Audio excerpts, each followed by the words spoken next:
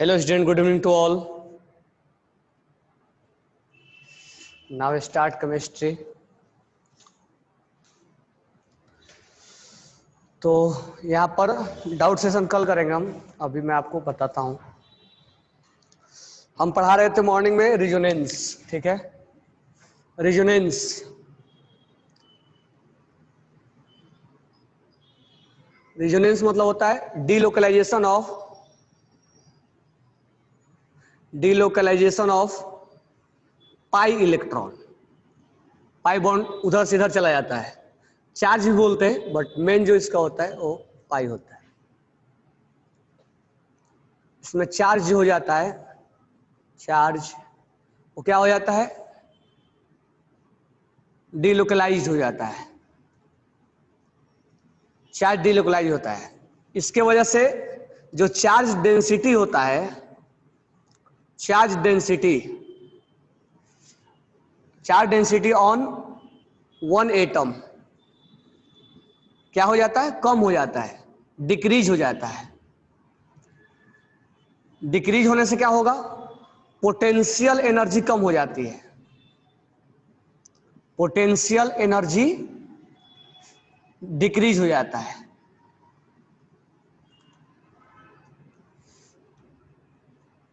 Potential energy decrease होने से क्या होगा, स्टेबिलिटी बढ़ती है, स्टेबिलिटी इंक्रीज होता है. तो चार्ज का घूमना, चार्ज का डीलोकलाइज होना कहीं ना कहीं स्टेबिलिटी को बताता है. कहां कहां चार्ज घूमेगा मैं आपको कंडीशन बताया, दो कंडीशन बताया, और भी होते हैं. पहला कंडीशन हमने बताया कंजुगेशन. पहला हमने कंडीशन बताया कंजुगेशन में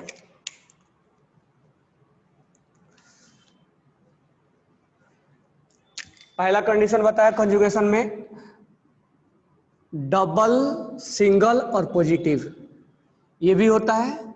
डबल, सिंगल और नेगेटिव ये भी होता है. डबल, सिंगल, डबल ये भी होता है, ये हमें बताया नहीं. डबल, सिंगल और रेडिकल ये भी होता है, जो कि ऑर्गेनिक में पढ़ेंगे. डबल, सिंगल और पॉजिटिव, नेगेटिव, रेडिकल और ये लोन पेयर ये भी होता है. इतने टाइप के कंजुगेशन हम देखेंगे, लेकिन हम यहाँ पर केवल अभी ज्यादा फोकस इस पे करेंगे, इस पे और इस पे ज्यादा इस पे करेंगे. इसको अभी हटा ही दो को, इतना ही हम अभी देखेंगे. तो इस जगह में जैसे ये कंडीशन आता है तो देखो यहाँ चार्ज नहीं है फिर भी घूम रहा है. तो पाई इलेक्ट्रॉन्स का डीलोकलाइजेशन होना, मतलब बिना पाई का रेजोनेंस होता ही नहीं है. बिना पाई का रेजोनेंस अधूरा है, मतलब रेजोनेंस से पाई होना जरूरी है. तो पाई का डीलोकलाइजेशन कोई बोलते हैं रेजोनेंस. चार्ज डीलोकलाइज हो जाता है. लोकलाइज मतलब चार्ज का डेंसिटी कम हो जाता है. कम होने से क्या होगा, पोटेंशियल एनर्जी कम हो जाता है. पोटेंशियल एनर्जी कम होने से क्या होगा, स्टेबिलिटी बढ़ेगी. ठीक है. मीनिंग ऑफ कंजुगेशन मतलब ऐसे इस टर्म में रहेगा तो रेजोनेंस होगा और नहीं होगा तो रेजोनेंस नहीं होगा. अगर ऐसा रहेगा तो हम बोलेंगे कि कंजुगेशन में टर्म है, वर्ड है, एक वर्ड है. केमिस्ट्री में एक लैंग्वेज में बोला जाता है कि कंजुगेशन में, यानी वहां रेजोनेंस हो रहा है. कोई अगर सामने वाला बोल दिया कि कंजुगेशन में है तो हम समझ जाएंगे वहां रेजोनेंस हो रहा है. अब कौन सा कंजुगेशन है उसको बोलना पड़ेगा, डबल, सिंगल, माइनस. तो कंजुगेशन वर्ड नाम आते ही समझ जाते हैं कि कहीं ना कहीं वहां रेजोनेंस है. चलो हम इसी पे एग्जांपल्स कर रहे थे, तो हम एग्जांपल्स ऑर्गेनिक वाला नहीं करेंगे, हम एग्जांपल इनऑर्गेनिक वाला करेंगे, क्योंकि ये चीजें ऑर्गेनिक में ही पढ़ना है. तो हम यहाँ ऑर्गेनिक वाला चीजें करेंगे. ठीक है, इनऑर्गेनिक वाला. तो एग्जांपल लेते हैं HCOO माइनस. तो ध्यान सब देखना, बहुत आसान है इसमें करना. HC डबल बॉन्ड O और O माइनस, ये है इसका बॉन्ड. एक्चुअली ये बनता है ऐसे HCOOH, ये फॉर्मिक एसिड है. This one is formic acid. हालांकि ये भी ऑर्गेनिक का ही है, लेकिन मैं इनऑर्गेनिक में लिख के पढ़ा रहा हूं। यह है फॉर्मिक एसिड। तो फॉर्मिक एसिड एक्चुअली ऐसे बनता है, HC डबल बॉन्ड O और O और H, और ये वाला बॉन्ड टूट जाता है और वहां से हाइड्रोजन निकल जाता है। ये वाला पानी में डालते ही ये बॉन्ड टूट जाता है, और टूटने के बाद ये HC डबल बॉन्ड O और O माइनस बन जाता है। यही वाला है उसका, यही स्ट्रक्चर है HCOH का। तो चलिए फॉर्मिक एसिड से बना हुआ है। देखो यहां कंजुगेशन कैसे चेक करेंगे, डबल, सिंगल और नेगेटिव। ये कंजुगेशन में है, डबल, सिंगल और नेगेटिव किसमें है? कंजुगेशन में है। ठीक है, तो डबल, सिंगल, नेगेटिव आप एक बार रेजोनेंस करवा के देखो कैसे करवाओगे आप। करो, तोड़ो बॉन्ड, अगर तोड़ो बॉन्ड, तोड़ो चार्ज लगाओ, फिर बॉन्ड बनाओ, बॉन्ड तोड़ के चार्ज लगाओ।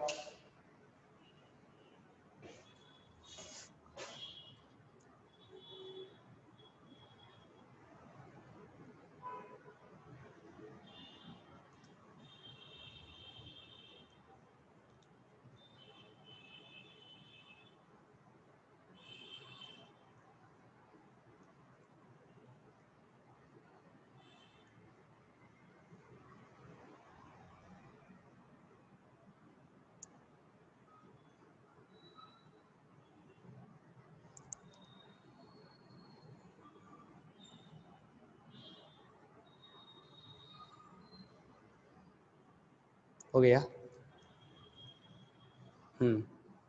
दो रिजोनेटिंग स्ट्रक्चर होगा, आसान है।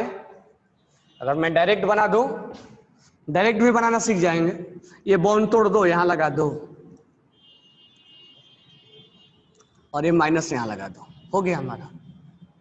कैसे हुआ? तो देखो यहां कैसे हुआ, HC, इसको तोड़ो, तोड़ दिए पाई बॉन्ड को, चार्ज कहां लगाओगे? तो ये चार्ज यहां लगाएंगे प्लस, और यहां क्या लगाएंगे? माइनस।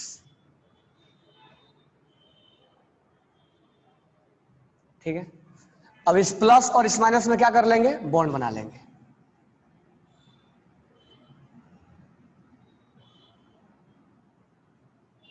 इस प्लस इस माइनस में क्या कर लेंगे? बॉन्ड बना देंगे। बॉन्ड बनाते ही चार्ज क्या हो जाएगा? कैंसिल।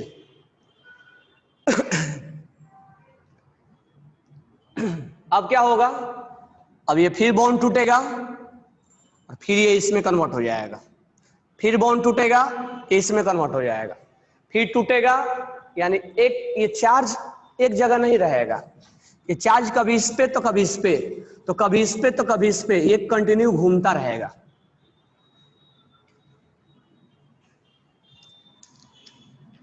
ठीक है, ये क्लियर हो गया सबको ना? ये कैसे बनाना, धीरे धीरे बनाते सीखेंगे, एक बार तो बनाने आ जाएगा, धीरे धीरे हम आगे सीखते भी रहेंगे। ओके, चार्ज को तोड़ना है।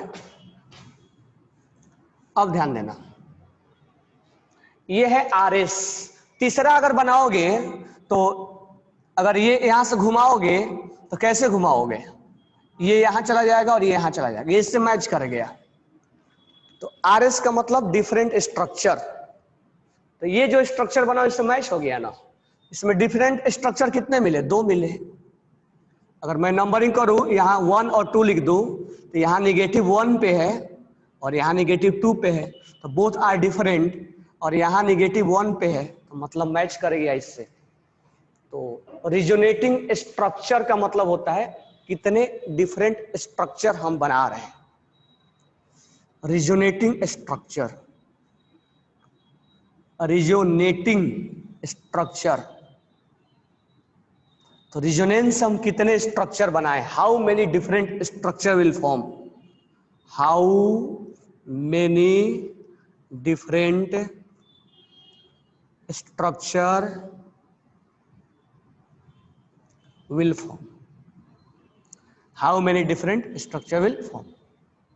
कितने डिफरेंट स्ट्रक्चर मिलेंगे? तो एक मिला और 2 मिला, उसी को हम बोलते हैं RS। तो RS कितने हैं? 2। ठीक है, अब ध्यान देना, एक क्वेश्चन पूछा जाता है, पहले क्वेश्चन पूछा क्या जाता है उससे बाद में हम बात करते हैं। अभी रिजोनेटिंग हाइब्रिड बनाते हैं, रिजोनेटिंग हाइब्रिड। अब रिजोनेटिंग हाइब्रिड का मतलब क्या होता है? तो मीनिंग सिंपल सा है, देखो एक दो पोल है, समझने के लिए बोल रहा है, दो पोल है और एक डॉग है, कभी यहां भाग रहा है, यहां भाग रहा है, कभी यहां पर, कभी यहां पर, पलक झपकते इस पोल पे, पलक झपकते इस पोल पे, पलक झपकते इस पोल पे, पलक झपकते इस पोल पे भाग रहा है डॉग। तो तुमसे पूछा जाएगा कि बताओ कि डॉग किस पोल पे है, तुम क्या बोलोगे? तुम्हारा आंसर क्या होगा? मान लो बिल्कुल ऐसा कोई फास्ट दौड़ने वाला है, दो पोल है यानी दो डिस्टेंस है, कभी यहां है, एक मान लो आदमी है, पलक झपकते, जैसे मान लो मेरा फिंगर ही है, मेरा ये मार्कर है, यहां यहां यहां यहां ऐसे ऐसे हो रहा है, तो मेरा मार्कर कहां तुम बोलोगे, कहां है वो? किस पोल पे बोलोगे? नहीं बोल पाओगे कहीं भी कि यहां है कि यहां है। तो ये मार्कर डिलोकलाइज्ड है, कहीं एक जगह। उसी केस में ऐसा हो रहा है, ये कभी इस पे कभी इस पे, पलक झपकते इधर से उधर भाग रहा है, यहां वहां वहां यहां वहां वहां, कहां बोलेंगे? तो हम बोल देंगे ये मार्कर यहां से यहां, यहां से यहां, यहां से पलक झपकते, यानी इस पोल पे भी है और इस पोल पे भी है। इसका मतलब ये हम ये बोलना हमारा उचित होगा कि मार्कर इस पोल से इस पोल के बीच में है। कहीं किसी पर्टिकुलर हम मार्कर का नाम नहीं लेंगे कि ये मार्कर इसी पोल पे है, नहीं। अब ऐसे बोलेंगे तो ठीक है, यहां है, यहां नहीं, यहां गया आलसी ऐसा तो वहां का है, फिर यहां आया तो यहां का है, यहां गया लेकिन झट ऐसे ऐसे गया, अब कहां बोलेंगे? वो ये ऐसा ही होता है, अंदर ही अंदर अपने आप ये इसमें जाता है, इसमें जाता है, कंटिन्यू तुरंत फास्ट फास्ट होता है, ये नहीं कि सोच सोच के जा रहा है, नहीं, फास्ट, ये तुरंत माइनस इस पे इस पे इस पे इस पे इस पे इस पे, ये तुरंत इधर से उधर माइनस भागता रहता है। तो कुल मिला के माइनस कहां कहां है? तो कुल मिला के जो माइनस है वो कहां कहां दौड़ रहा है? तो दो पोल के बीच में दौड़ रहा है, तो दो पोल के बीच में दौड़ रहा है, आप ऐसे लिखोगे माइनस, दो ऑक्सीजन लिखोगे मतलब दो पोल हो गया, ये माइनस यहां से यहां दौड़ रहा है, तो इसको डॉट लाइन से रिप्रेजेंट कर दोगे, तब सामने वाला समझ जाएगा कि जो माइनस है वो कहां से कहां तक दौड़ रहा है, यानी कभी यहां तो कभी यहां, यानी ये तीनों एटम ना उसके बीच में है, इधर नहीं लिखेंगे क्योंकि रिजोनेंस करवाने में इस तीनों का हेल्प हुआ है, इसका इसका इसका इसका कोई रोल नहीं है। डबल, सिंगल और निगेटिव, इन तीनों का एटम कहते हैं, यहां से यहां तक एरिया कवर कर देंगे हम, इसको नहीं कवर करेंगे। क्यों? क्योंकि यहां से यहां घूम रहा है, वाया जा रहा है, ये कार्बन वाया ऐसे गया, चार्ज ऐसे गया, इसको हम डॉट लाइन से रिप्रेजेंट कर देंगे, ठीक है। अब देखो ये -1 चार्ज था, तो कभी इस पे तो कभी इस पे, कभी इस पे, यानी -1 का डिस्ट्रीब्यूशन दो एटम के बीच में हुआ है। -1 will be -1 charge distribute between two atom, carbon पे तो नहीं आया ना, कार्बन बीच में इन्वॉल्व है लेकिन एटम कार्बन पे नहीं आया है, तो -1 charge distribute, -1 charge distribute between two oxygen atom, यानी कभी बोझ इसके पास तो कभी बोझ इसके पास, कभी बोझ इसके पास कभी बोझ इसके पास। अगर एक एप्पल है दो के हाथ में, दो हाथ में, कभी यहां कभी यहां कभी यहां कभी, तो हमारे हाथ में कितने आया? तो एक एप्पल दो हाथ में, तो हमारे हाथ का प्रोबेबिलिटी कितना है? -1/2, -1/2। This one is charge distribution, यही लिखा हुआ है, charge density of one atom will decrease, charge density decrease हो गया है। तो ये घुमा नहीं रहे और घूमता रहता, हम तो बस उसको ऑब्जर्व कर रहे हैं, यानी कि रेजोनेंस हम करवाते हैं, करवाते नहीं है, होता है। अगर बाय द वे नहीं घूमता, बाय द वे नहीं घूमता, तो चार्ज डेंसिटी कितना माना जाता? 1। बाय द वे नहीं घूमता, ये मान लेते नहीं घूमता, तो चार्ज डेंसिटी 1 माना जाता है, लेकिन जब घूमने लग गया तो चार्ज डेंसिटी कितना हो गया 1/2। तो लोकलाइज्ड के केस में चार्ज डेंसिटी ज्यादा होता है और डीलोकलाइज्ड के केस में चार्ज डेंसिटी कम होता है। तो यहां इसीलिए चार्ज डेंसिटी क्या हो गया, कम हो गया। तो चार्ज क्या कम होना अच्छा बात है, इसीलिए पोटेंशियल बढ़ जाता है। पोटेंशियल बढ़ने से स्टेबिलिटी आ जाती है। अब हम अगर बोलते ऐसे, इसको मैं हटा रहा हूं, जैसे हम बोलते हैं यहां पे CO माइनस C। मान लो यहां रेजोनेंस नहीं हो रहा है, एटम कोई भी रहने दो कोई फर्क नहीं पड़ता, यहां रेजोनेंस नहीं हो रहा है, इसको ऐसे कर देते हैं। चलो एक एग्जांपल ऐसे लेते हैं, C ऐसा भी एग्जांपल ले लेते हैं। यहां और बॉन्ड बना है जो बाकी बॉन्ड हाइड्रोजन बनाएगा। अब ये जो है ये रेजोनेंस नहीं हो रहा, कंजुगेशन में नहीं है, हम ये बोल देंगे कंजुगेशन में नहीं। कहीं ये सिस्टम दिख रहा है, ऐसा नहीं दिख रहा है। इसका मतलब ये चार्ज क्या है, दिस चार्ज इज लोकलाइज्ड। ये चार्ज लोकलाइज्ड है, एक जगह है। और ये चार्ज क्या है, ये चार्ज डीलोकलाइज्ड है, कभी यहां तो कभी वहां। इसका मतलब दिस वन इज अनस्टेबल, यहां चार्ज डेंसिटी ज्यादा है, दिस वन इज अनस्टेबल। यानी इसमें हम ये बोलेंगे इसमें रेजोनेंस नहीं हो रहा है, नो रेजोनेंस, कहीं चार्ज घूम नहीं रहा है। और इसमें हम बोलेंगे इसमें रेजोनेंस हो रहा है, ये इसमें रेजोनेंस हो रहा है, रेजोनेंस हो रहा है, इसकी वजह से ये क्या है, स्टेबल है। स्टेबल बोले तो पूरा तो नहीं, इनके कंपेयर में ये स्टेबल हो जाएगा। तो अगर हम ए बोले और ये बी बोले तो this one is stable then this one, because it has localised charge and it has delocalised charge. तो एक रेजोनेंस होने की वजह से स्टेबिलिटी आ गई। तो मुझे बताओ रेजोनेटिंग स्ट्रक्चर समझ में आ गया, डिफरेंट स्ट्रक्चर। रेजोनेटिंग हाइब्रिड लिखने आ गया, कहां से कहां तक डिस्ट्रीब्यूट हो रहा है।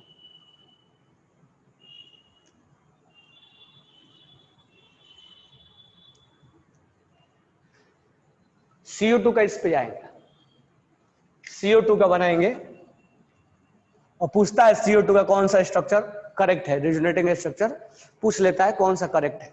CO2 का हम बनाएंगे, ये चार्ज कंटिन्यू दोनों तोड़ेंगे एक साथ।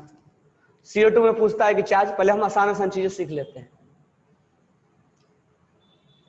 ये क्लियर हो गया रेजोनेटिंग स्ट्रक्चर। ये वाला रेजोनेटिंग स्ट्रक्चर मीनिंग क्या होता है, रेजोनेटिंग हाइब्रिड। अब हाइब्रिड क्या होता है ये क्लियर हुआ। लोकलाइज और डीलोकलाइज का मतलब क्या हुआ। अब रेजोनेटिंग हाइब्रिड का लिखने का मतलब समझ में आ गया, ना तो चार्ज इसका है ना तो इसका है, घूम रहा है, कभी इसके कभी इसके कभी इसके कभी इसके कभी इसके कभी इसके, एक जगह वो नहीं है। इसीलिए ऐसा लिख दिया गया डॉट लाइन से, ये इंडिकेट कर दिया कि दोनों है।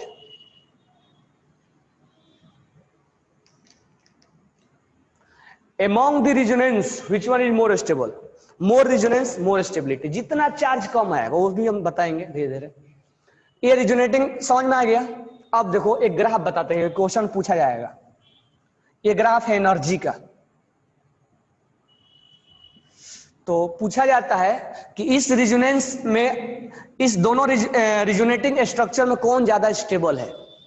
इस दोनों रिजोनेटिंग स्ट्रक्चर में which one is more stable. तो हमारा आंसर होगा ग्राफ 1 में और 2 में दोनों ग्राफ का एनर्जी लेवल सेम रहेगा और ये दोनों सेम स्टेबल होगा। बहुत फेमस क्वेश्चन है। अब पूछा जाता है कि विच रिजोनेटिंग स्ट्रक्चर इज स्टेबल, या ऐसे पूछा जाता है कि रिजोनेटिंग स्ट्रक्चर जितने भी होते हैं उनका एनर्जी अनइक्वल होता है। गलत चीज है। रिजोनेटिंग स्ट्रक्चर जितने भी होंगे, रिजोनेटिंग स्ट्रक्चर अब रिजोनेटिंग स्ट्रक्चर 1 हो या 2 हो, रिजोनेटिंग स्ट्रक्चर है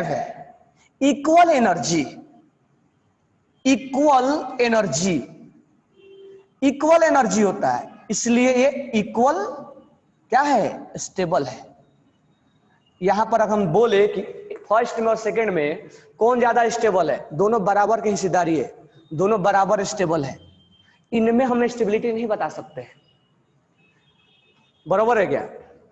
इसमें कैसे हम बताएंगे, दोनों का एनर्जी एक ही लेवल पे है। तो ये क्वेश्चन बहुत फेमस पूछा जाता है आपसे कि रिजोनेटिंग स्ट्रक्चर का एनर्जी क्या होता है, इक्वल होता है कि नहीं होता? हाँ, इक्वल होता है, इसीलिए इक्वल स्टेबल भी होते हैं। तब उसी तरह दूसरा क्वेश्चन पूछा जाता है कि रिजोनेटिंग हाइब्रिड क्या है। अब देखो ध्यान से एक चीज, ये जो स्ट्रक्चर है हम बोर्ड पे लिख रहे हैं, थ्योरेटिकल में हम देख रहे हैं, एक्चुअल में ये जो है एक्चुअल में, जैसे मार्कर है मेरा, तो एक्चुअल में मान लो मार्कर हमारे दो के बीच में घूम रहा है, कभी यहां कभी यहां कभी यहां कभी यहां कभी यहां कभी यहां ऐसे घूम रहा है। तो बोर्ड पे जब लिखना होगा तो हम यही लिखेंगे ना, कहीं मार्कर यहां, तो फिर एक स्ट्रक्चर में लिखेंगे यहां, फिर तीसरे स्ट्रक्चर में लिखेंगे यहां, फिर इसमें लिखेंगे यहां, इंडिकेट करना हो तो ही लिखेंगे ना। लेकिन एक्चुअल में क्या हो रहा है, कभी यहां कभी यहां कभी यहां कभी यहां। तो एक्चुअल में दोनों को मिला के एक्चुअल ये है रिजोनेटिंग हाइब्रिड, यानी ये चार्ज यहां तो कभी यहां कभी यहां कभी, एक्चुअल में ऐसे रिप्रेजेंट किया गया है। इसका मतलब कंपाउंड एक्चुअल में ऐसे होगा, हम थियोरेटिकल समझने के लिए ऐसे समझ रहे हैं कि ऐसा होगा, फिर यहां जाएगा, फिर यहां झटके में तुरंत जाएगा, पलक झपकते ही ये 5 बार इधर से इधर हो जाएगा।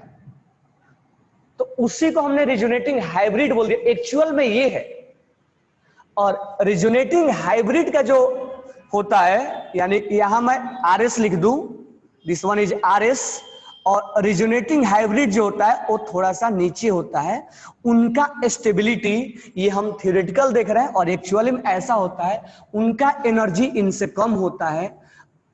तो यहां पर हम बोलेंगे कि एनर्जी जो है रिजोनेटिंग हाइब्रिड है, रिजोनेटिंग एनर्जी जो है वो रिजोनेटिंग हाइब्रिड का कम होता है रिजोनेटिंग स्ट्रक्चर से। ये दूसरा क्वेश्चन सामने से बहुत ज्यादा पूछा जाता है, इनका एनर्जी कम होता है इसीलिए इसमें स्टेबिलिटी भी ज्यादा होगा, एनर्जी कम होगा तो स्टेबिलिटी ज्यादा होगा। लेकिन कितना भी रिजोनेटिंग स्ट्रक्चर बना लो सबका एनर्जी इक्वल होता है, रिजोनेटिंग हाइब्रिड का एनर्जी कम होता है, इतना गैप, ये इतना गैप होता है। और इसी गैप को डिफरेंस बिटवीन रिजोनेटिंग स्ट्रक्चर और रिजोनेटिंग हाइब्रिड, इस जो गैप के जो एनर्जी आया है उसको बोलते हैं resonating energy, resonance energy, that is known as resonance energy, resonance energy. इसका मतलब ये हुआ कि जब चार्ज घूमा तो घूमने की वजह से इतना एनर्जी, जब चार्ज डिस्ट्रीब्यूट हुआ तो इतना एनर्जी में कमी आ गया है, डिक्रीमेंट आ गया है, तो वही पोटेंशियल एनर्जी डिक्रीज हो गया। कितना डिक्रीज हो गया, यहां से यहां तक इतना डिक्रीज हो गया है, और इसी डिक्रीज एनर्जी को बोलते हैं रिजोनेंस एनर्जी। आप जब स्टार्टिंग में पढ़ोगे तो तीसरा फेमस क्वेश्चन आपसे यही पूछा जाएगा कि रिजोनेंस एनर्जी क्या होती है। It is difference between resonating structure and resonating hybrid, resonating structure and resonating hybrid is known as resonance energy. ठीक है, तो ये हम देखने में ऐसा देख रहे हैं, एक्चुअल में ऐसा नहीं है। हम नोटबुक पे, ब्लैक बोर्ड, व्हाइट बोर्ड पे ऐसा देख रहे हैं, एक्चुअल में ऐसा है। तो पहले आप रिजोनेंस करवाना सीखो, रिजोनेंस करवाने के बाद रिजोनेटिंग स्ट्रक्चर का आइडिया लगाना सीखो कितना आएगा, रिजोनेटिंग हाइब्रिड लिखना सीखो, क्योंकि हर चीज अपने आप में क्वेश्चन है। चार्ज का डिस्ट्रीब्यूशन लिखना सीखो, ठीक है, मीनिंग समझो कि रिजोनेंस का मीनिंग क्या होता है। रिजोनेंस स्ट्रक्चर का एनर्जी इक्वल होता है, कितना भी बना ले। रिजोनेटिंग हाइब्रिड का एनर्जी कम होता है, दोनों का जो एनर्जी का डिफरेंस होता है वो रिजोनेंस एनर्जी के नाम से जाना जाता है। तो लिख लेना, energy difference between, energy difference between, energy difference between, energy difference between RS and RH is known as resonance energy. तो energy difference between RS and RH is known as RE। तो RE resonance energy, RE equal to RS minus RH is known as RE, resonance energy. यही resonance energy है ये वाला। तो resonance पढ़ाने के पीछे क्या क्या समझ में आ रहा है? रिजोनेंस से पता लग पा रहा है कि रिजोनेंस में चार्ज लोकलाइज्ड है या नहीं है, या घूम रहा है, फिर कैसे घूम रहा है, कंजुगेशन क्या है उसका, घुमाना जाने, रिजोनेंस स्ट्रक्चर निकालना हम जाने, रिजोनेंस हाइब्रिड निकालना जाने, मीनिंग समझे कि रिजोनेंस स्ट्रक्चर का मीनिंग क्या होता है, रिजोनेंस हाइब्रिड का मीनिंग क्या होता है, चार्ज का डिस्ट्रीब्यूशन कैसे करें, एनर्जी के बारे में हम जाना। ठीक है, तो रिजोनेंस होने का बेनिफिट क्या है? अब एक और क्वेश्चन जबरदस्त पूछा जाएगा, इसका एप्लीकेशन क्या है, यूज क्या है इसका। रिजोनेंस हाइब्रिड, हाइब्रिड में वो आगे एग्जांपल देते हैं उसमें कराते हैं। ठीक है, धीरे धीरे सारी चीजें समझ में आ जाएगा, वन बाय वन, एक बार में नहीं समझ में आएगा। अब यहां पर हम इसका देखते हैं, डबल, सिंगल और पॉजिटिव कंजुगेशन में है, हमने बॉन्ड तोड़ दिया।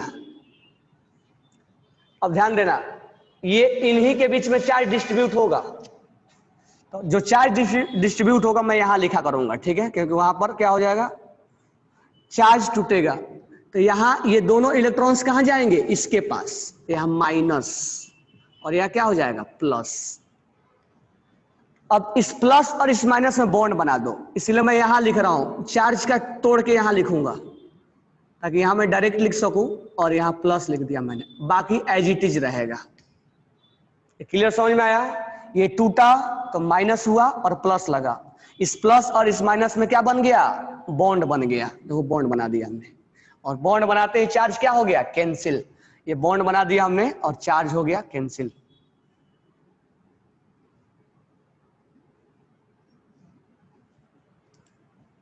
ये बॉन्ड बना दिया हमने और चार्ज हो गया कैंसिल। और फिर से कंजुगेशन में है,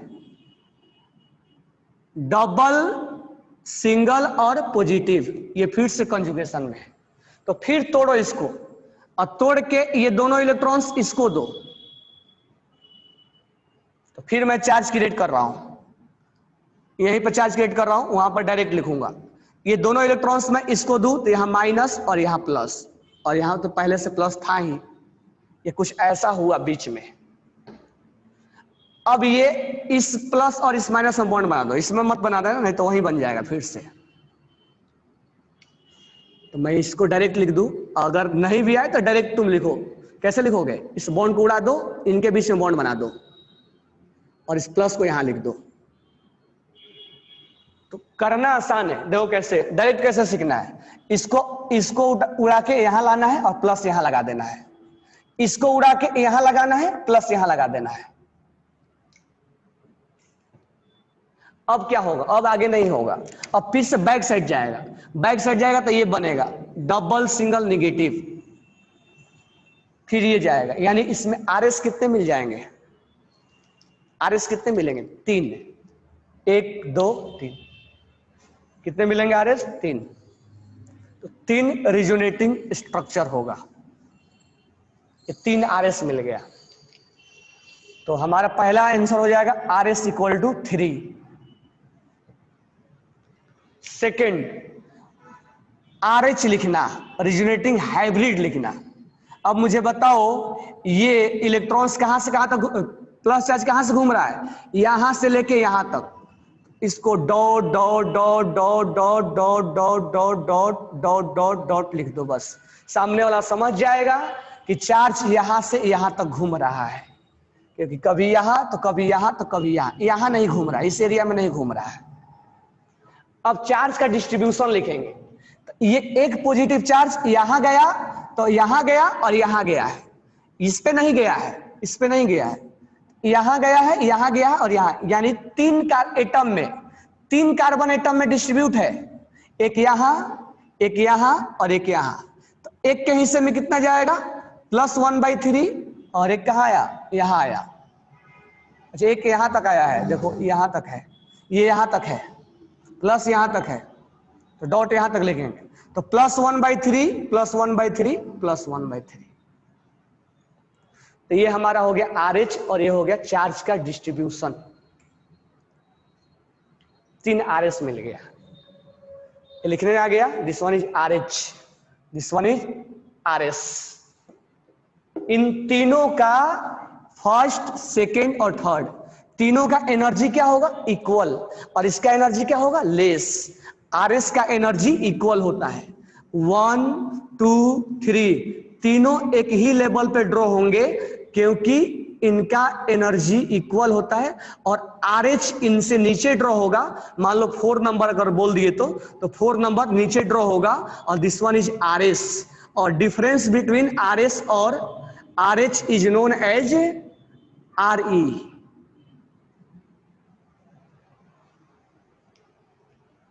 समझ में आ गया? चलो क्लियर हुआ। अब इससे क्या होगा, चार्ज डिलोकलाइज्ड है, ठीक है, चार्ज क्या है, डिलोकलाइज्ड। इसके वजह से इसमें क्या आएगा, एक्स्ट्रा स्टेबिलिटी आएगा, ठीक है। अब आते हैं थोड़ा इनऑर्गेनिक पे। अब इनऑर्गेनिक में अब थोड़ा सा एप्लीकेशन में पढ़ाएंगे, ठीक है।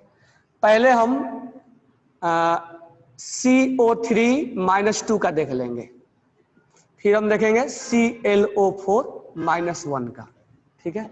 फिर हम देखेंगे SO4-2 का, फिर हम देखेंगे इसका। हम अब सबका देख रहे हैं। अब इसमें हम ये भी देखेंगे कि इसका हम एप्लीकेशन क्या कर रहे हैं। तो 1 बाय 1 मैं सबके लिए दिखाऊंगा, और भी लिख दे रहा हूं मैं। Cr2O7-1 का, IO516-5 इसका भी लिख दे रहा हूं। अब ध्यान से देखना, पहला वाला C double bond O minus और O माइनस। देखो पहले से ऐसे नॉर्मली मैं बता दे रहा हूं कैसे करेंगे। देखो डबल बॉन्ड यहां है ना, एक बार डबल बॉन्ड यहां लेके आओ, एक बार डबल बॉन्ड यहां लेके आओ। मतलब एक ऐसा आसान तरीका ऐसे बता रहा हूं नॉर्मली, एक बार डबल बॉन्ड यहां लेके आओ तो माइनस यहां लिख दो, बराबर क्या, और एक बार डबल इन दोनों ऑक्सीजन के बीच में लेके आओ, इन दोनों ऑक्सीजन के बीच में लेके आ जाओ। मतलब एक नॉर्मली ऐसे तरीका बता दे रहा हूं ताकि आसान लग जाए। एक बार डबल बॉन्ड इन ऑक्सीजन के बीच में है, और यहां इस ऑक्सीजन के बीच में है, और यहां इस ऑक्सीजन के बीच में, बाकी दो पे लगाते जाओ। मतलब आसान तरीका बता रहा हूं ताकि फास्ट हो जाए, हमारा उतना करना नहीं पड़े। तो यहां अब तीनों स्ट्रक्चर डिफरेंट है, अब चौथा नहीं होगा, क्योंकि चौथा बनाओगे डबल बॉन्ड तो यहां लगाओगे तो इससे रिपीट हो जाएगा। अब देख लो, यहां अगर नहीं लग रहा है कि डिफरेंट है तो नंबरिंग कर दो। यहां -1 और 3 के बीच में है, यहां -2 और 3 के बीच में है, यहां -1 और 3 के बीच में है, ठीक है। तो यहां जो नेगेटिव है वो तीनों अपने आप में डिफरेंट है, चौथा मैच कर जाएगा।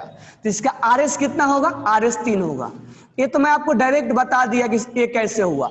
मैं सबका डायरेक्ट बता सकता हूं कि कैसा डायरेक्ट होगा। देखो दूसरा देख लो, पहले Cl डबल बॉन्ड O नहीं भी कराए तो हम आराम से लिख सकते हैं इसका आरएस कितना होगा। देखो अब ये माइनस इस पे है, अब इस पे लेके जाओ, फिर इस पे लेके आओ, फिर इस पे लेके आओ, अपने आप 4 तैयार हो जाएगा। ये मतलब आसान तरीका बता रहा हूं, बिना सोचे समझे। ये होगा माइनस इस पे, अब माइनस इस पे कराएंगे भी तो ऐसा ही आएगा, कराएंगे भी तो ऐसा ही आने वाला होगा, ये 100% तय है। फिर माइनस इस पे लेके आ जाओ, C double bond O double bond O double bond O, और ये माइनस। अब कहां माइनस लेके जाओगे, इस पे लेके जाओगे तो इससे मैच कर जाएगा। तो ये मतलब समझने के लिए मैं बता रहा हूं, मतलब आसान तरीके एक करेंगे तो ऐसा आ जाएगा, करेंगे तो ऐसा आ जाएगा। तो माइनस इस पे है क्योंकि ये इनऑर्गेनिक में है, इनऑर्गेनिक में ऐसा ही आता है। तो ये माइनस है, कभी इस पे तो कभी इस ऑक्सीजन पे, तो कभी इस ऑक्सीजन पे, कभी इस ऑक्सीजन पे, 4 पे। अब इसमें मत लेके जाना क्योंकि ये फिर से वही रिपीट हो जाएगा। तो इसमें अगर तुमसे पूछा जाएगा कि इसमें आरएस बताओ, तो आरएस कितना हो जाएगा, आरएस हो जाएगा 4। अच्छा, इसमें रिजोनेटिंग हाइब्रिड भी लिख दूं मैं, आरएच भी लिख दूं। आरएच कैसे लिखूंगा, COO और O। अब यहां माइनस कभी यहां है तो कभी यहां है तो कभी यहां है, सब पे है ना माइनस, यानी डॉट डॉट माइनस सबके हिस्से में आ रहा है। यानी डॉट डॉट सब पे लगने वाला है, ठीक है। डॉट डॉट इधर से भी लगा सकते हो, कोई प्रॉब्लम नहीं है, डॉट डॉट सब पे लगा सकते हो आप, ठीक है। अब चार्ज का डिस्ट्रीब्यूशन देखो कितना लिखेंगे, चार्ज का डिस्ट्रीब्यूशन मैं एक डायरेक्ट पहले सिखा रहा हूं, फिर आपको कैसे आता है वो भी बता दूंगा, वो तो बताया ही मैंने, मैं एक शॉर्टकट तरीके से डायरेक्ट बता दे रहा हूं, मतलब समझने वाला। अब देखो -2 चार्ज है, -2 चार्ज है, कितने एटम के बीच में डिस्ट्रीब्यूट है? कार्बन के पास चार्ज नहीं आ रहा है, चार्ज जब भी आ रहा है तो ऑक्सीजन के पास आ रहा है, तो -2 चार्ज कितने एटम के पास डिस्ट्रीब्यूट है? 3 के पास, 1 2 3, इसके पास मत काउंट कर लेना क्योंकि इसके पास चार्ज नहीं आ रहा है, कार्बन के पास चार्ज नहीं आ रहा है, तो -2 चार्ज है, 3 एटम के पास डिस्ट्रीब्यूट हो रहा है, एक के हिस्से में -2/3, एक के हिस्से में -2/3 और एक के हिस्से में -2/3। कार्बन पे नहीं लगाएंगे चार्ज, तो ये हमारा RH भी लिख दिए, और ये भी पूछा जाता है कि इलेक्ट्रॉन डेंसिटी बताओ कितना हुआ, तो -2/3। अब ये हो गया हमारा RS। अब हम RH निकालते हैं, RH कैसे निकालेंगे? ये अब डबल बॉन्ड नहीं बनाएंगे, डबल बॉन्ड हटा देंगे। क्यों हटा देंगे? क्योंकि तो घूमता रह रहा है ना, एक्चुअल में घूम रहा है, ये माइनस यहाँ पलक झपकते ये घूम के आ गया, ये पलक झपकते यहाँ गया घूम के आ रहा है। तो कहने का मतलब ये है कि ये कभी भी आराम से नहीं हो रहा है, ये इतना फास्ट हो रहा है। इसमें हम कुल मिला के डॉट लाइन लिख देंगे ऐसे, तो समझ में आ जाएगा कि ये समझाने के लिए कि कहाँ कहाँ चार्ज का घूम रहा है। तो चार्ज सारे ऑक्सीजन पे घूम रहे हैं, वहां पाई बॉन्ड नहीं लिखेंगे क्योंकि पाई बॉन्ड घूम रहा है ना कंटिन्यू। अब -1 चार्ज है, कितने पे घूम रहा है? 4 ऑक्सीजन पे घूम रहा है, तो क्लोरीन पे माइनस नहीं आ रहा है, कभी इस पे तो कभी इस पे कभी इस पे, तो एक के हिस्से में कितना आ जाएगा? -1/4, -1/4, -1/4, -1/4, ठीक है। अब तीसरा वाला बनाते हैं हम, देखो बिना रेजोनेंस लगाए हमने बना दिया। अब तीसरा वाला बनाते हैं, तीसरा वाला भी बना देंगे। अब 2 डबल बॉन्ड यहां है, 2 डबल बॉन्ड यहां है, या ऐसे बनाओ पहले आप। देखो तीसरा वाला बिना हम बनाए बता रहे हैं। एस 2 डबल बॉन्ड या ऐसा करते हैं, थोड़ा सा हम SO4 को ऐसा बॉन्ड बनाते हैं ताकि थोड़ा सा समझने में आसान रहे, कैसे भी बना सकते हो कोई प्रॉब्लम नहीं। ये 2 नेगेटिव इस पे है, अब 2 नेगेटिव इस पे लाओ, 2 नेगेटिव इस पे लाओ, 2 नेगेटिव इस पे लाओ। तो थोड़ा सा मैं क्या कर रहा हूं, इसको हटा रहा हूं, ठीक है। अब यहां से बना रहा हूं, 2 नेगेटिव किस पे लाऊं मैं? इस पे है ना, तो 2 नेगेटिव इस पे लाऊं मैं। पहले मैं 2 नेगेटिव वाला तय कर लिया कहां लाना, मतलब एक ट्रिक बता रहा हूं आप लोगों को। बाकी जो 2 बॉन्ड है वो आप डबल बॉन्ड लगा दो। अब एक ट्रिक और, मतलब और कहां लाऊं? इस दोनों को यहां लाया, इस दोनों को अब यहां लाया और यहां लेके जा रहा हूं मैं। अब मतलब एक ट्रिक बता रहा हूं कि ऐसे भी कर सकते हो, आंसर वही आता है, मतलब रेजोनेंस करने के बाद कुछ ऐसा ही मिल रहा है। अब 2 नेगेटिव भी यहां, 2 नेगेटिव भी यहां और 2 नेगेटिव भी यहां, जैसे डायगोनल। ये सोच लो ये स्क्वायर है, तो स्क्वायर की ये वाला हिस्सा या x और y एक्सिस, ये -x और y एक्सिस, और ये -x और ये y एक्सिस, और ये -y और ये x एक्सिस, 4 सोच लो कि डिस्ट्रीब्यूट करना है, ठीक है। तो इस तरह से आपको डिस्ट्रीब्यूट करना है। अब माइनस दोनों इस पे लाना है, एस और ये यहां और ये यहां, बाकी में क्या कर देंगे? डबल बॉन्ड लगा देंगे। तो माइनस यहां, माइनस यहां, माइनस यहां, माइनस यहां। अब और 2 डिफरेंट कंडीशन है हमारे पास, क्या? देखो माइनस मैं इस दोनों पे भी लिख सकता हूं, एस। अब रेजोनेंस करवाते समय ये आएगा, ये रेजोनेंस करवाते समय ये आएगा। अब मैं एक और लिख सकता हूं, कैसे? ऐसे। ये सब स्ट्रक्चर रेजोनेंस करवाते समय आएगा, मैं पहले डायरेक्ट तुम्हें बता दिया, लेकिन जब रेजोनेंस करवा के बताऊंगा तो यही आएगा। अब तुम बोलोगे सर ये सेम है या डिफरेंट है? मैं बोलूंगा डिफरेंट है। कैसे? नंबरिंग कर लो, ठीक है। यहाँ नंबरिंग कर लो आप, यहाँ इसका नंबरिंग कर लो आप। नंबरिंग करोगे तो क्या आएगा?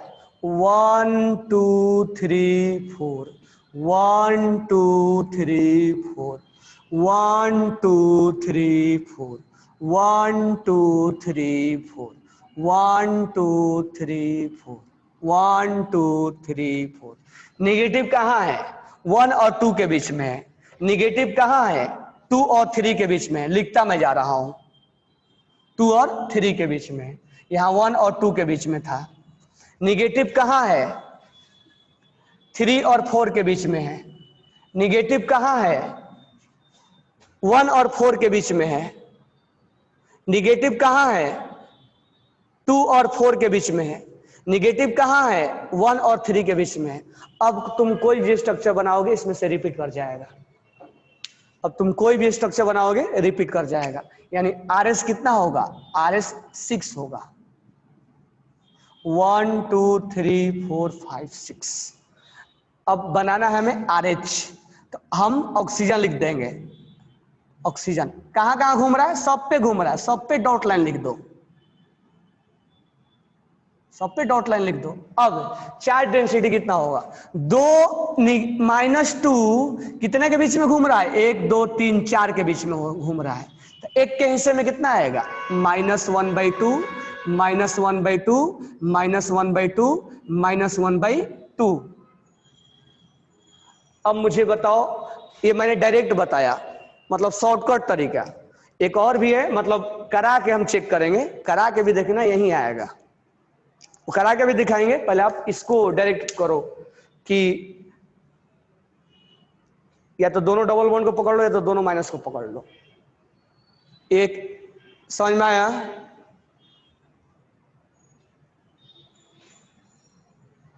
अब यहां देखो, ये दोनों हो गया। अब PO4 वाला देख लो। मैं पहले डायरेक्ट वाला बता दे रहा हूं, फिर मैं आपको करा करा के बताऊंगा, ठीक है, कि कैसे कैसे हो रहा है। ये मैं डायरेक्ट बता रहा हूं आपको। कराएंगे तो ऐसा ही आएगा, करवाएंगे भी तो हमें यही आएगा, ठीक है। अब हमें इसका देख लो, PO4 माइनस, स्ट्रक्चर बना लेंगे। PO4 -3, P double bond O minus, O minus, O minus. बहुत आसान है। इस डबल बॉन्ड को घुमाते जाओ, यहां तो यहां तो यहां तो यहां, 4 मिलेगा। हो गया काम हमारा। इस डबल बॉन्ड को घुमा दो, PO, अब यहां डबल बॉन्ड लगा दो, बाकी पे माइनस लगा दो। अब इसको इसके बीच में डबल लाओ। ये जब रेजोनेंस करवाएंगे ना तो ये अपने आप आता जाएगा यहां पे। तो एक हम आपको शॉर्टकट ट्रिक बता रहे हैं। अब यहां लेके आ जाओ। अब बाकी ऑक्सीजन पे क्या लगा दो? माइनस। अब तुम कहीं लगाओगे तो स्ट्रक्चर मैच कर जाएगा। यहां डबल बॉन्ड, यहां डबल बॉन्ड, यहां डबल बॉन्ड, और ये अपने आप में सब डिफरेंट है। तुम बोलोगे सर कैसे डिफरेंट है? तो नंबरिंग कर लो, 1 2 3 4। चार्ज किसके बीच में है? 1 3 4 के बीच में। नंबरिंग कर लो, 1 2 3 4। कोई सेट मैच नहीं करेगा, सब पे नंबरिंग अलग अलग है। लेकिन अब जैसे ही पांचवा बनाओगे वो मैच कर जाएगा। इसका मतलब इसका RS कितना हुआ? RS हो गया इसका 4 है। 1 2 3 4। अब RS 4 हो गया, तो इसका आपको बनाना है रिजोनेटिंग हाइब्रिड। तो कहां कहां घूम रहा है? सब जगह घूम रहा है। सब जगह डॉट लगा देंगे, क्या फर्क पड़ता है। अब ये -3 चार्ज का डिस्ट्रीब्यूशन कितने एटम के बीच में हुआ? 1 2 3 4 एटम के बीच में हुआ। तो एक के हिस्से में कितना आएगा? -3/4, -3/4, -3/4, -3/4।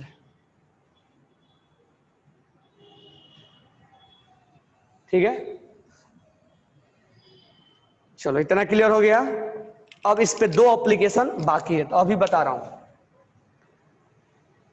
तो इसको आप बनाओगे, इसको अभी मैं अलग से बनाऊंगा। तो फिर मैं स्टार्टिंग से अभी 2 एप्लीकेशन और स्टार्टिंग से आ रहा हूं।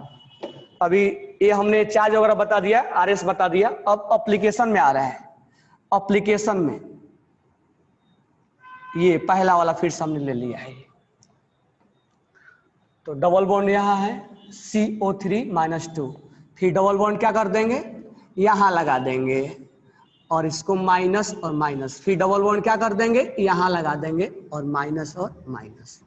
ठीक है, अब देखो ध्यान से, तीसरा एप्लीकेशन नंबर 3, बॉन्ड ऑर्डर निकालना। बॉन्ड ऑर्डर, और बॉन्ड ऑर्डर का मैं मीनिंग अभी समझा रहा हूं, उससे पहले आप निकालना सीख लो। इनमें से कोई भी एक CO को पकड़ो, जो मर्जी करे उसको पकड़ लो तुम। मैंने इस C और O को पकड़ा, तो यहां भी जितने भी RS हैं उन सबके CO को पकड़ो। यानी स्टेप 1 में बॉन्ड ऑर्डर निकालना है, तो जितने भी RS हैं, RS 3 है, उसमें से C और O के बॉन्ड को पकड़ना है। जब ये पकड़े तो यहां भी इसी को पकड़ना है, यहां भी इसी को पकड़ना है। वो मर्जी है आपका, इसको भी पकड़ सकते हो, इसमें यहां इसको पकड़ो तो यहां इसको पकड़ो। मतलब जब पकड़ो, या तो इसको पकड़ो तो इसको पकड़ो, तो सेम को पकड़ना है सब तीनों में। अब बॉन्ड ऑर्डर निकालते समय मुझे बताना है number of bond in each RS between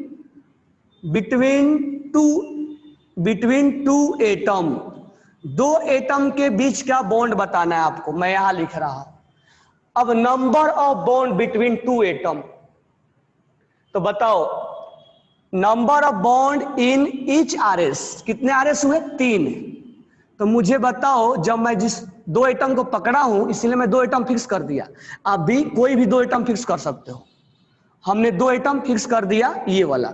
तो इस RS में कितना बॉन्ड है? 2। इस RS में कितना बॉन्ड है? 1। इस RS में कितना बॉन्ड है?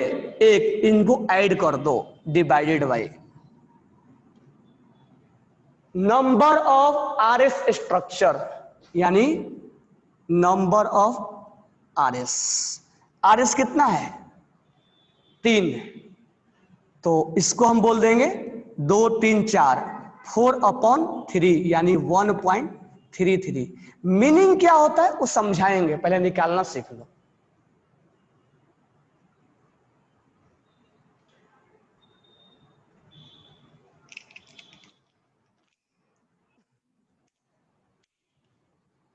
ये समझ में आ रहा है बनाना? अच्छा, ये कैसे बना दिया? ये पहले शॉर्टकट से हमने बना दिया। बनाओगे डबल सिंगल नेगेटिव करके, वहीं आएगा तैयार होके। बॉन्ड ऑर्डर निकालना समझ में आ गया? चलो, अब बॉन्ड ऑर्डर का हम एग्जाम्पल अब दूसरा करते हैं। अब मैं इसको हटा रहा हूं। अब बॉन्ड ऑर्डर में इसका निकालो, फिर मीनिंग समझाएंगे कि मीनिंग क्या होता है इसका। तो बॉन्ड ऑर्डर हम इसके लिए निकाल रहे हैं।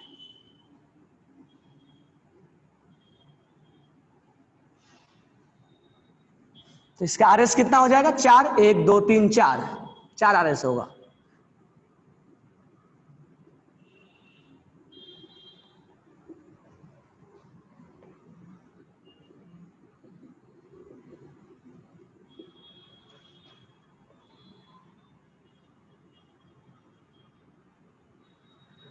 ये होगा ना, अभी आएगा तो रिपीट हो जाएगा।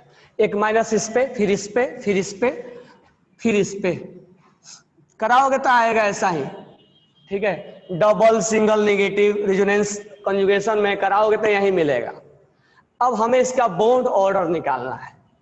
अब यहाँ जरूरी नहीं कि एक 2 एटम कार्बन और ऑक्सीजन है, यहाँ क्लोरीन और ये है। कोई भी 2 एटम पकड़ लो, तुम्हारा मर्जी। चलो इस बार हम इसको पकड़ते हैं। कोई भी 2 पकड़ लो, आंसर वही आने वाला है। हम 2 को इसको पकड़ते हैं, तो इसमें भी इसी को पकड़ना पड़ेगा आपको, इसमें भी इसी को पकड़ना पड़ेगा, और इसमें भी इसी को पकड़ना पड़ेगा। जब 2 एटम पकड़ोगे तो सेम पकड़ोगे, और इसको पकड़ोगे तो सब में इसी को पकड़ना पड़ेगा। अब यहां पर हम क्या करेंगे? यहां पर हम बॉन्ड ऑर्डर निकालेंगे। तो number of bond in each RS between 2 atom. Number of bond, कितने बॉन्ड है? 1। कितने बॉन्ड है? 2। कितने बॉन्ड है? 2। कितना बॉन्ड है? 2 डिवाइड बाई RS। RS कितने हैं? 4। 1 2 3 4। ये कितना हो गया? 2 4 6 7, 7/4, यानी 2 पॉइंट समथिंग आएगा इसका। 2.9, 1 पॉइंट समथिंग आएगा, 7/4 हो जाएगा। ठीक है, अब नेक्स्ट एग्जांपल लेते हैं। SO4-2 में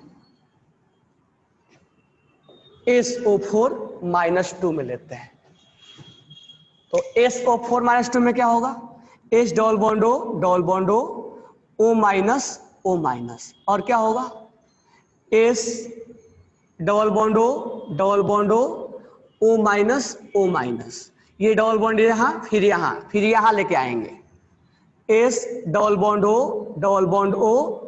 O माइनस O माइनस। अब ये डबल बॉन्ड यहाँ लेके जाओ S double bond O minus O minus, ये डबल बॉन्ड अपोजिट साइड लेके आओ S double bond O minus O minus, S double O minus double bond O, यही था ना 6 स्ट्रक्चर।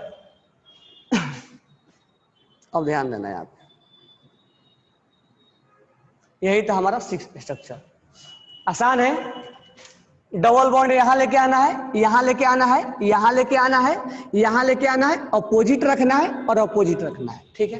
कोई भी दो पकड़ो, चलो इसको हम पकड़ लेते हैं, कितना बॉन्ड 2, जो पकड़े यहाँ पर कोई भी पकड़ेंगे +1, यहाँ भी पकड़ेंगे वही +1, यहाँ भी पकड़ेंगे कितना बॉन्ड 2 बॉन्ड +2, यहाँ भी पकड़ेंगे कितना हो जाएगा +2, यहाँ भी पकड़ेंगे कितना हो जाएगा +1 डिवाइडेड बाई कितना हो जाएगा 1 2 3 4 5 6, काउंट कर लो सही है ना, 2 2 4 2 6 7 8 9, 2 2 4 2 6 7 8 9, 9/6 एंड 3/2 यानी 1.5। मीनिंग समझा रहे हैं अभी, पर लिख लो आप 1.5।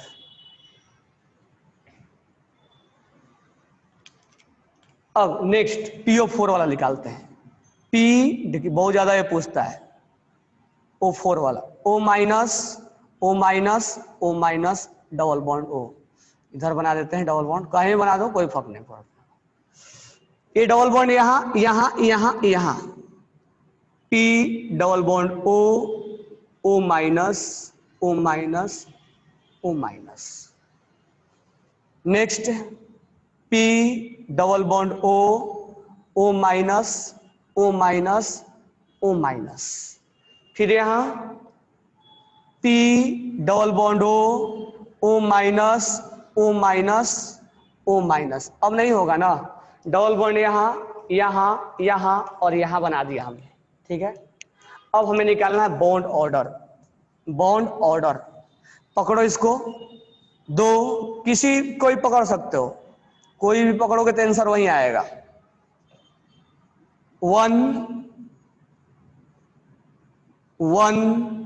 अब मुझे बताना कोई भी पकड़ेंगे तो आंसर क्यों आने वाला है, सेम क्यों आने वाला है, आप बताओगे उसका कि कोई भी पकड़ो P और O को आंसर सेम क्यों आएगा, 2 3 4 5/4, क्योंकि RS कितने हैं 1 2 3 4 RS है, तो 2 3 4 5/4 ये आ जाएगा 1.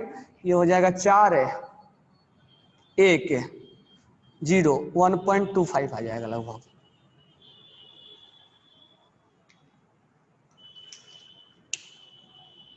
बिकॉज ऑफ सेम एनर्जी इसीलिए बॉन्ड ऑर्डर सेम आएगा ऑर्डर।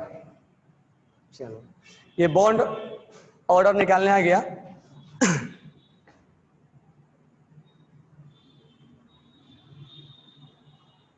बॉन्ड ऑर्डर निकालने आ गया सबको ना, ठीक है।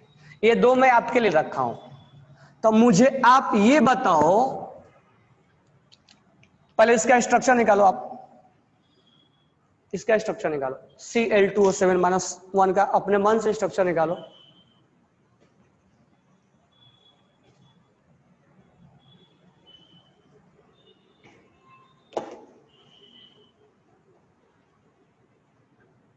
निकालिए स्ट्रक्चर। अच्छा, जब निकाल लिए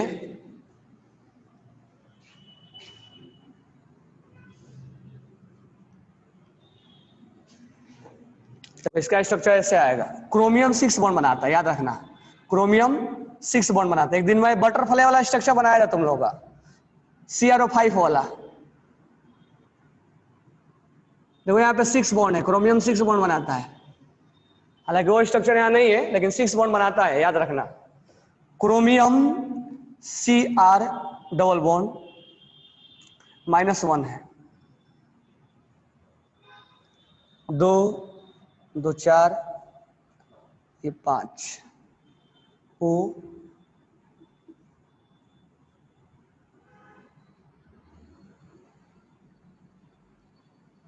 2 2 4 5 6, यहाँ -2 होगा, -1 नहीं होगा, -2 होगा, बराबर क्या? ये स्ट्रक्चर है। अब घर से निकाल के लाना, कल मैं इसको क्लास में डिस्कस करूंगा कि इसमें कितने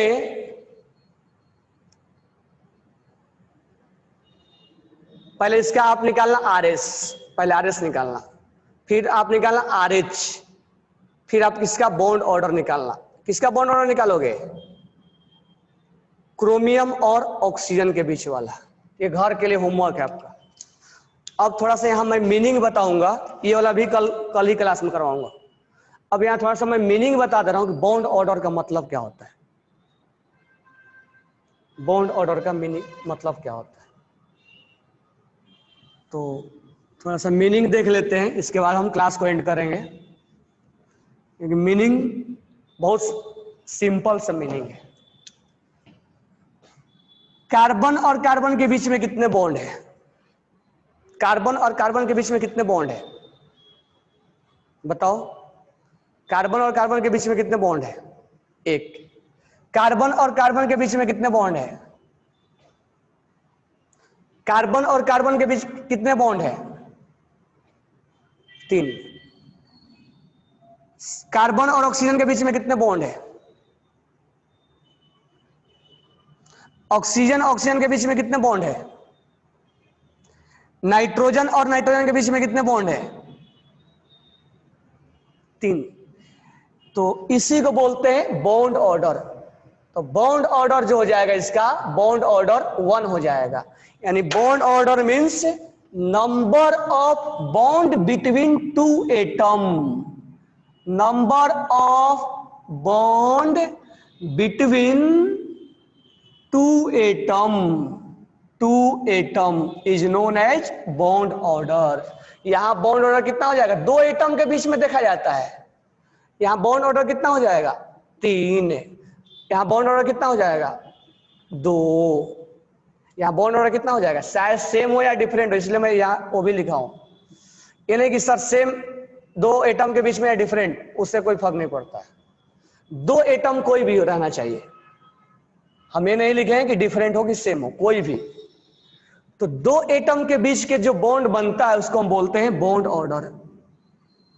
तो हमने आपसे ये भी बोला है कि 2 एटम के बीच में सिंगल बॉन्ड बनता है, डबल बॉन्ड बनता है और ट्रिपल बॉन्ड बनता है। अब प्रॉब्लम यहां पर यह है कि रिजोनेंस कराते समय फ्रैक्शन में आ रहा है बॉन्ड ऑर्डर। ये क्या प्रॉब्लम आ गया? बॉन्ड ऑर्डर तो हमने सुना है कि मतलब बॉन्ड हमने सुना है सिंगल बॉन्ड होता है, डबल बॉन्ड होता है, ट्रिपल बॉन्ड होता है, ये हमने सुना है। और यहां क्या हो रहा है तो उसी को मैं बस बता दे रहा हूं, इसीलिए मैं बोला था मीनिंग बाद में बताऊंगा। अब देखो,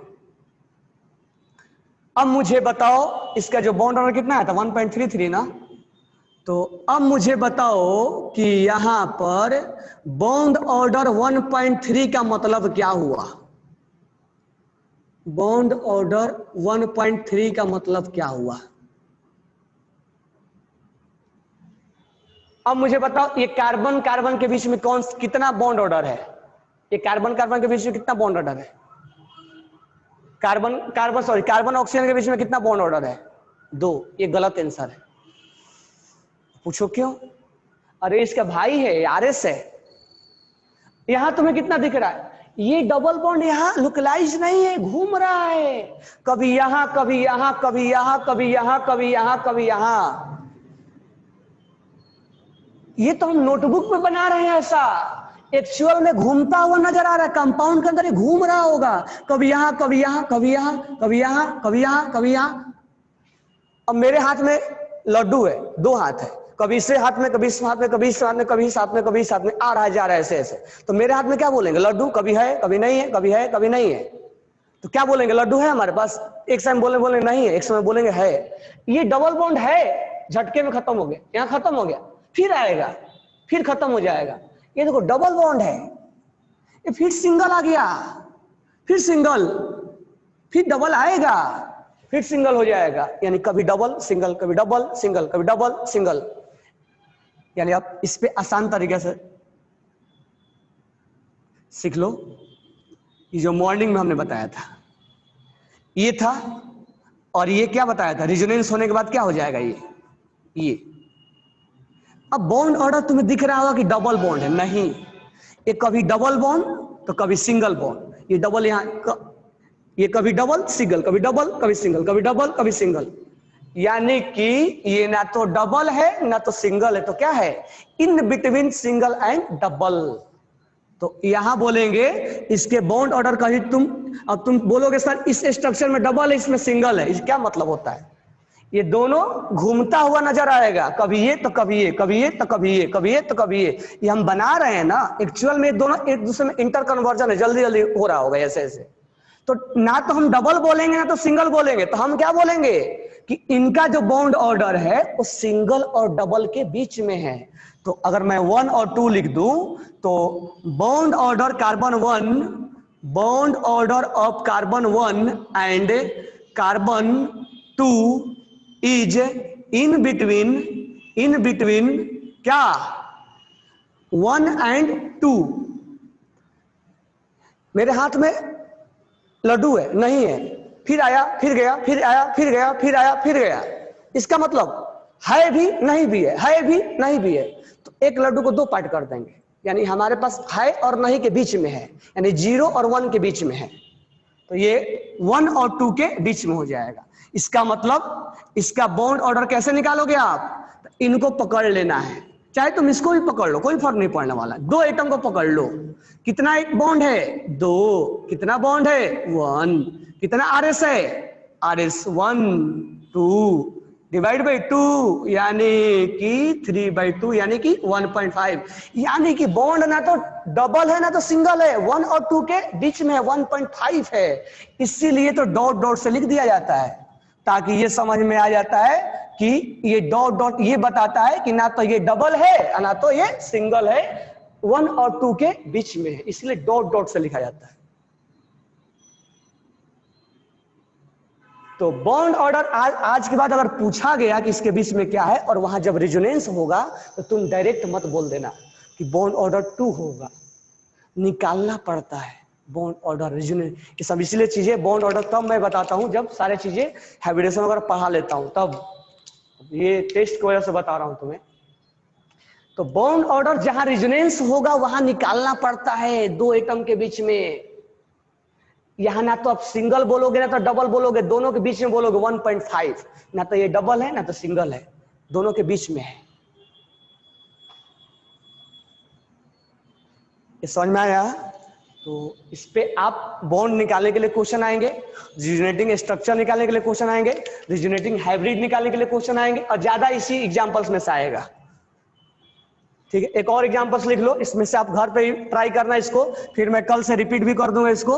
HCOO माइनस CH3COO माइनस। अच्छा, बेंजीन वगैरह सिखाया नहीं हूं तो लिख लेना, कल बता दूंगा। बेंजीन आप फॉर्मूला ढूंढ के लाना, बेंजीन का क्या होता है, टॉलिन का क्या होता है,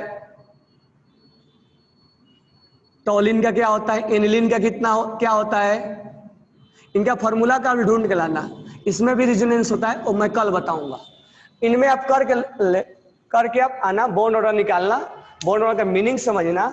यही सब क्वेश्चन इसके इर्द गिर्द घूमता रहेगा कि bond order.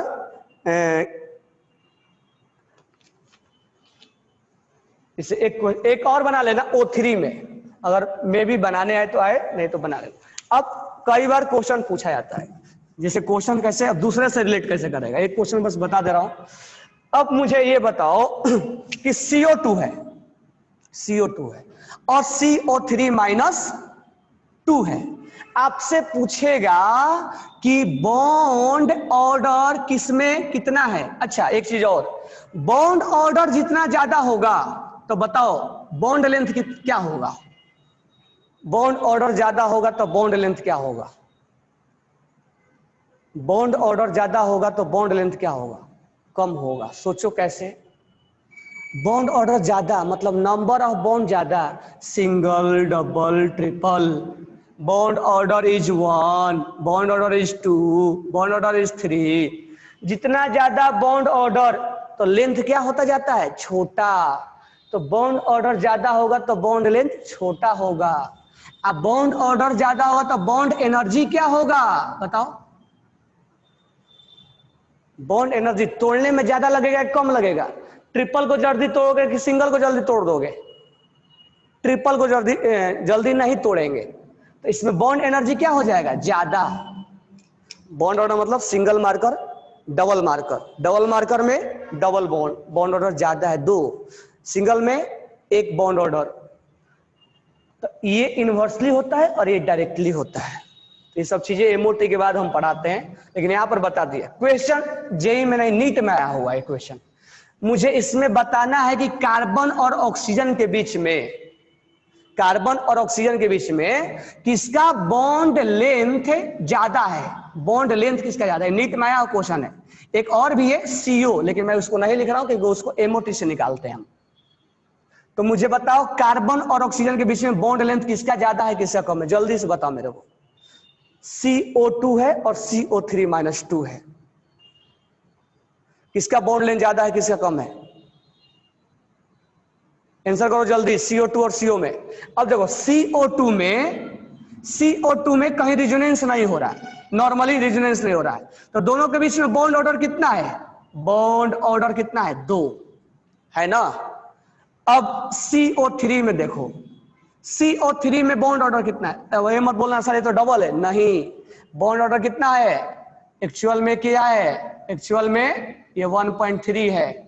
This one is not double not single, this one is 1.3। तो बॉन्ड ऑर्डर इज 1.3। अब बॉन्ड ऑर्डर 2 है और बॉन्ड ऑर्डर 2 एटम के बीच में 1.3, अभी निकाला हमने 1.3 है ना। तो ये सिंगल है ना तो डबल है, क्या है 1.3 है, क्योंकि रिजोनेंस हो रहा है, इसकी वजह से फ्रैक्शन में आ रहा है। इसका मतलब बॉन्ड ऑर्डर जिसका ज्यादा होगा उसका क्या होगा, बॉन्ड ऑर्डर ज्यादा होगा उसका बॉन्ड लेंथ कम होगा।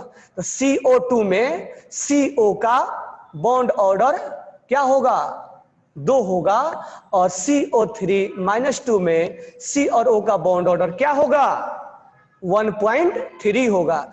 बॉन्ड ऑर्डर ज्यादा होगा तो बॉन्ड ऑर्डर किसका ज्यादा है, CO2 का, और CO3 का कम है। तो बॉन्ड लेंथ किसका ज्यादा होगा, बॉन्ड लेंथ CO3-2 का होगा और CO2 का कम हो। बॉन्ड एनर्जी किसका ज्यादा होगा, तो किसको तोड़ने में ज्यादा एनर्जी लगेगा, इस डायरेक्टली प्रोपोर्शनल है।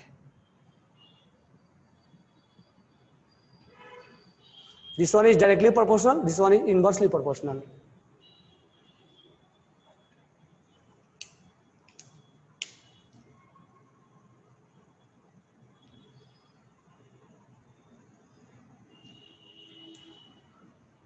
नॉर्मली हम CO2 पे भी रेजोनेंस नहीं करवाएंगे, तोड़ के हम लिख सकते हैं बट अभी नहीं करवाएंगे।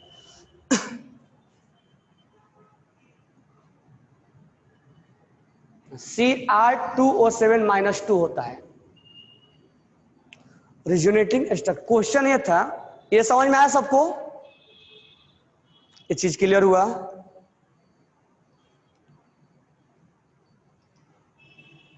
तो कल आप इस पे ट्राई करके लाना, क्वेश्चन इसी के इर्द गिर्द घूमता रहेगा, इतना ही एग्जाम्पल में, क्योंकि ऑर्गेनिक तो नहीं है इसमें कि इंक्लूड हो जाएगा।